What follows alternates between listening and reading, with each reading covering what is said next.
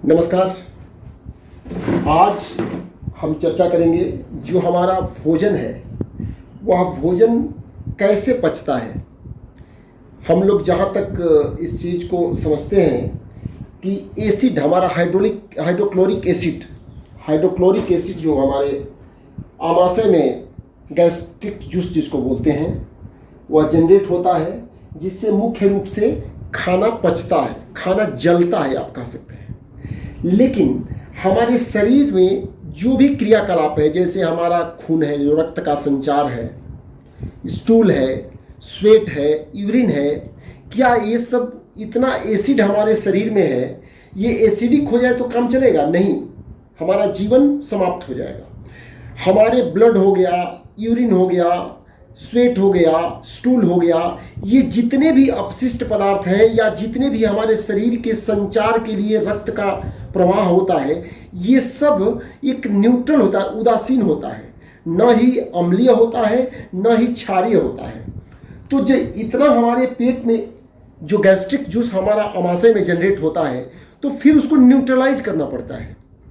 यदि उसको न्यूट्रलाइज नहीं किया जाए तब भी समस्या आपके पास बने रहेंगे, अनेकों प्रकार की समस्या क्रिएट होंगे। तो आज का विषय है कि हमारे शरीर के अंदर जो अम्ल और क्षार है, इसको कैसे बैलेंस किया जाए, कैसे खान पान किया जाए कि बैलेंस रहे। दूसरा चीज़, ये पीएच वैल्यू क्या होता है, इस पर एक छोटा सा हम टिप्पणी करेंगे कि पीएच वैल्यू क्या होता है। साथ साथ हमारे ब्लड का, यूरिन का, स्टूल का, गैस्ट्रिक जूस है, पैंक्रियाटिक जूस है, इन सब का पीएच वैल्यू क्या होता है।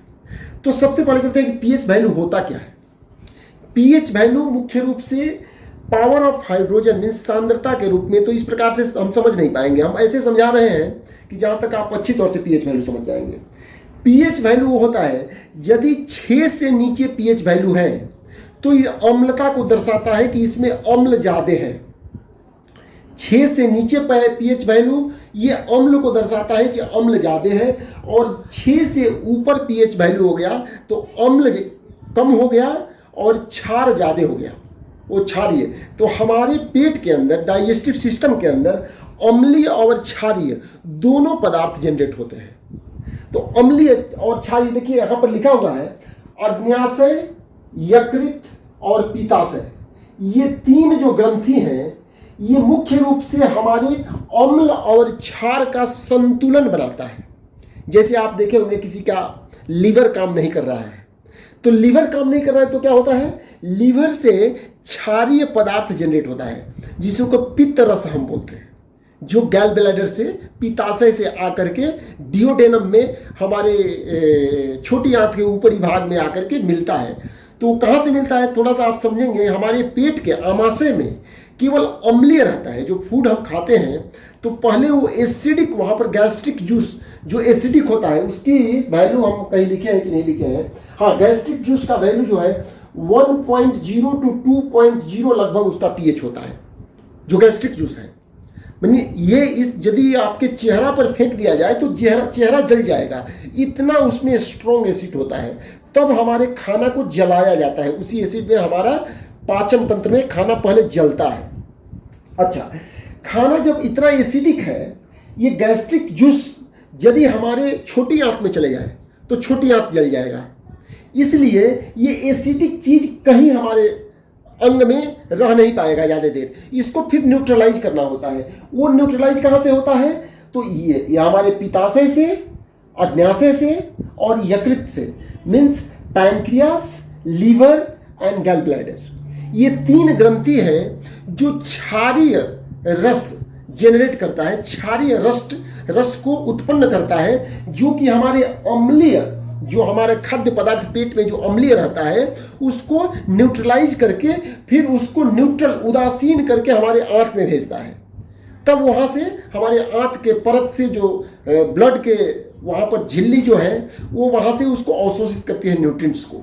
तो ये रहा मुख्य रूप से, यदि हमारे अम्लीय पदार्थ को लीवर से, यकृत से, अग्न्याशय से और पित्ताशय से क्षारीय न बनाया जाए, या किसी प्रकार से ये जूस जो पैंक्रियाटिक जूस है या लीवर से पित्त जूस है, सही तरीका से यदि उत्पन्न नहीं हो रहे हैं, लीवर काम नहीं कर रहा है या पैंक्रिया सही तरीका से काम नहीं कर रहा है, तो क्या होगा, गैस बनेगा बहुत ज़्यादा, आपके पेट में जलन होते रहेंगे, ये ऐसी समस्याएं आते हैं।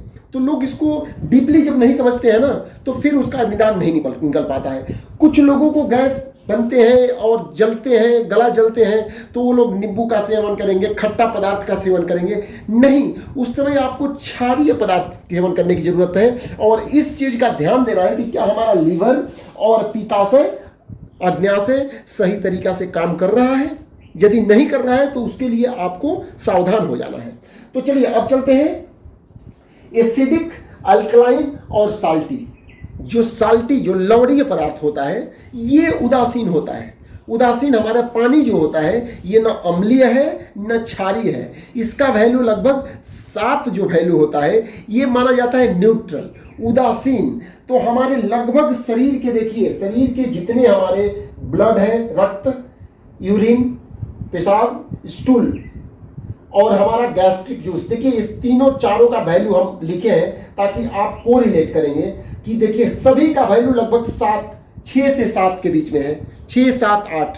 कोई भी न ही ज्यादा अल्कलाइन है और न ही क्षारीय है। और वहीं आप जाएंगे पित्त रस का वैल्यू, तो देखिए पित्त रस का वैल्यू 7.8, 7 से 0.8 ज्यादा वो क्षारीय हो जाता है। और इधर पैनक्रियाटिक जूस का जो वैल्यू होता है, पीएच वैल्यू, ये 8.4 होता है।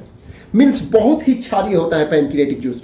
उस जूस को आकर के जब उसका मिश्रण होता है तो हमारे जो अम्लीय पदार्थ हमारे आमाशय में होता है उसको क्षारीय बनाया जाता है। तो हमारे ब्लड का पीएच वैल्यू क्या होता है? 7.35 टू 7.45। बताइए हमारे गैस्ट्रिक जूस, हमारे पेट में जो जूस रहता है वो 1.0 उसका पीएच वैल्यू रहता है। मीन्स कि वो इतना उसका स्ट्रॉन्ग एसिड होता है कि शरीर पर फेंका जाए तो शरीर जल जाएंगे। उसका प्रभाव हमारे शरीर में न पड़े इसके लिए हमारे शरीर के अंदर अनेकों ग्रंथियां हैं जो कि ऐसे जूस, ऐसे रस निकालती है जिससे कि उसके प्रभाव को कम किया जाए। तो एसिड की भी जरूरत है और क्षार के, अल्कलाइन की भी जरूरत है।